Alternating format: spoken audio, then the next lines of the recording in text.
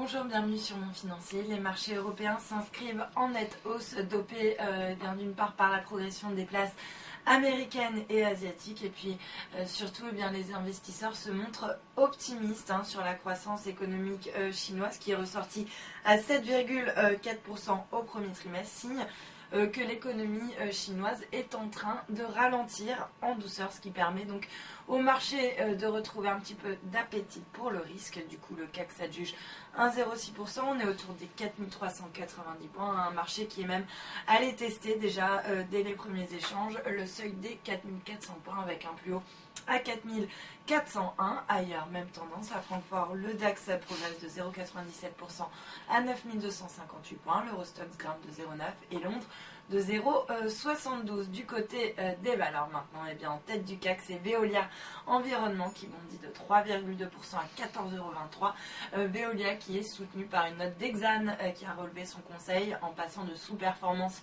à neutre sur le dossier. Puis dans le même secteur, on a Suez Environnement qui s'adjuge également 4,3% à 14,33 €, soutenu également par Exane qui passe cette fois-ci de neutre à surperformance sur le dossier. Bien orienté aussi, Technip qui a remporté un contrat dans le cadre d'un consortium avec le néerlandais Erema, donc un contrat de 3,5 milliards de dollars auprès de Total en Angola. Le titre gagne 2,6% à 76,78 €. Et puis à l'inverse, Danone signe la pire performance du CAC avec un repli de 0,9% à 52,77 €. Danone qui a donc publié ses résultats trimestriels, des résultats qui déçoivent notamment dans le pôle produits laitiers. Et puis à noter également sur le SBF 120 que Technicolor bondit de 6% alors que S&P a relevé sa note la veille à B+, avec une perspective stable. Et puis on notera également que le secteur automobile qui a pas mal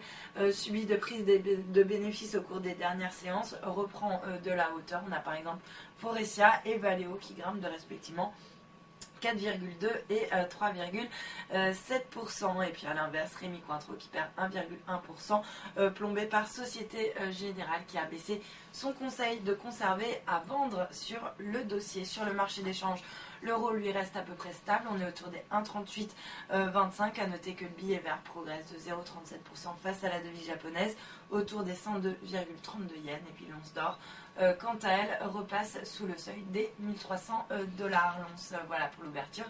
Restez